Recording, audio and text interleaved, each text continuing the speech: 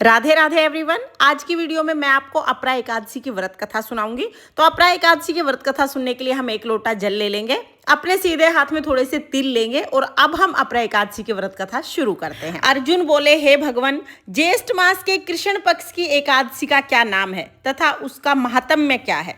इसमें किस देवता की पूजा की जाती है और इस व्रत को करने की क्या विधि है? कृपा करके यह सब मुझे विस्तार से कहिए। श्री कृष्ण भगवान बोले, हे पार्थ, ज्येष्ठ मास के कृष्ण पक्ष की एकादशी का नाम अपरा एकादशी है, क्योंकि यह अपार धन और पुण्यों को देने वाली है तथा सभी पापों का नाश करने वाली है, इसलिए इसे अपरा एकादशी कहा जाता है। जो मनुष्य इसका व्रत करते हैं उनकी लोक में प्रसिद्धि होती है।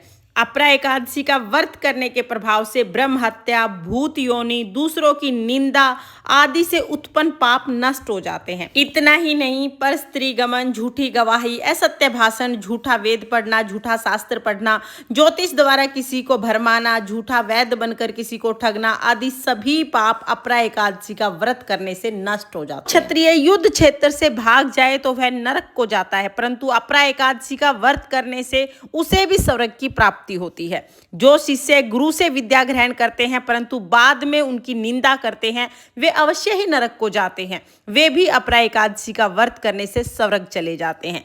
जो फल तीनों पुष्करों के स्नान करने से या कार्तिक मास के स्नान करने से अथवा गंगा जी के तट पर पितरों का पिंड दान करने से मिलता है, वही फल हमें अपरा एकादशी का व्रत करने मात्र से मिल जाता है। सिंह राशि वालों को बृहस्पति के दिन गोमती में स्नान करने से, कुंभ में श्री केदारनाथ जी के दर्शन करने से तथा बद्रिका आश्रम में रहने से तथा चंद्र ग्रहण, सूर्य ग्रहण में, कुरुक्षेत्र में स्नान करने से जो फल प्राप्त होता है वह फल अपरा एकादशी का व्रत करने से प्राप्त हो जाता है।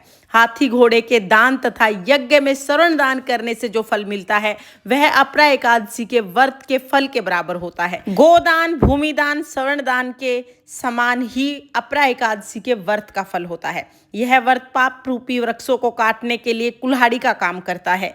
पाप रूपी अंधकार के लिए सूर्य देवता के समान है। अतः मनुष्य को इस एकादशी का व्रत अवश्य करना चाहिए। यह व्रत सब व्रतों में श्रेष्ठ है। अपरा एकादशी के दिन भक्ति पूर्वक भगवान विष्णु का पूजन करना चाहिए, जिससे अंत में विष्णु पद की प्राप्ति होती है।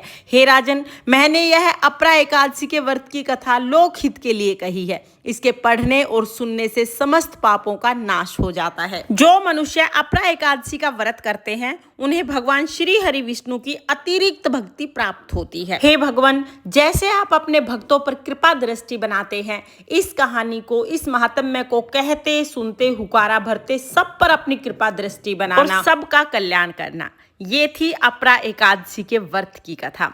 इसके बाद हम एक गणेश जी की कथा जरूर सुनेंगे। तो चलिए अभी मैं आपको गणेश जी की कथा सुना देती हूँ। एक बार एक गांव में गणेश जी का मेला लगा था। सब लोग मेले में जा रहे थे तो एक छोटी सी लड़की ने भी मेले में जाने की जिद कर ली। उसकी माँ ने मना कर दिया, कहा बेटा नहीं, वहां बहुत भीड़ होगी, तुम कहीं गिर पड़ जाओगी और चोट लग जाएगी। लेकिन लड़की छोटी थी, बाल हट कर लिया, मानी नहीं। नहीं माँ, मैं तो मेले में जरूर जाऊंगी। अब उसकी माँ ने 1 घंटी पानी और 2 लड्डू दे दिए और कहा 1 लड्डू और पानी गणेश जी को, बचा हुआ लड्डू और पानी तुम ले लेना।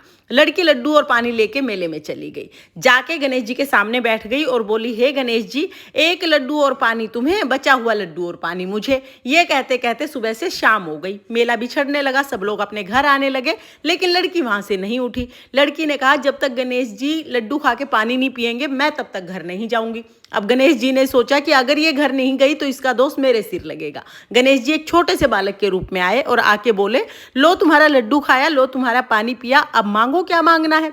लड़की सोचने लगी, क्या मांगू? अन्न मांगू, धन मांगू, खेत मांगू, महल मांगू, बैल मांगू, सुहाग मांगू, क्या मांगू? लड़की सोच ही रही थी, तभी छोटा सा बालक बोला, जो जो तुमने सोचा है वो सब हो जाएगा, अब तुम अपने घर चली जाओ। लड़की अपने घर आ गई। घर आई तो उसकी माँ ने कहा, बेटा बहुत देर लगा दी, इतनी देर कहाँ थी? लड़की बोली, माँ आपने ही तो कहा था कि गणेश जी को लड्डू खिला के पानी पिला के आना। मैं तो गणेश जी को लड्डू खिला के और पानी पिला के आई हूँ। जैसे ही लड़की ने अपनी बात पूरी की, उसका घर अंधन से भर गया। जो जो जो लड़की ने सोचा था वो सब कुछ हो गया। हे गणेश जी महाराज, जैसे आपने उस लड़की की इच्छा पूरी की, जैसे उन माँ बेटी के घर को अन्न धन से भरा, वैसे सबकी सब इच्छाएं पूरी करना और सबके घर को अन्न धन से भर देना।